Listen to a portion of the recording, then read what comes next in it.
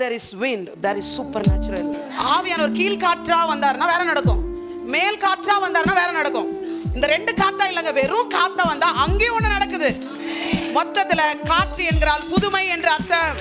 காற்றுல தான் இதுவரைக்கும் சரித்திரம் பேசுகிற சூப்பர் நேச்சுரல் நடந்திருக்கு. காத்தா வந்துட்டாருன்னா நேத்தெல்லாம் நீ மறந்துட வேண்டியதான், நாளைக்கு புதுசாயிடுவோம் நம்ம. ஆதியாகமம் 8:1 படி நல்ல கவனிங்க. நோவா காலத்திலே ஜலமானது பிரவாகித்து கொண்டிருந்த இந்த ஜலத்தின் மேல் தேவ ஆவியானவராகிய காற்றை வீச பண்ணி ஜலத்தை அமர்த்தினார். பிரவாகித்துனா பயங்கர ஃபோர்ஸா வந்துட்டு இருக்கு தண்ணி. ஆனா பிதாவாகிய தேவன் ரொம்ப ஸ்மூத்தா டீல் பண்றாரு. எப்படின்னா ஒரு காத்து அப்படியே அடிச்சு விடுறாரு.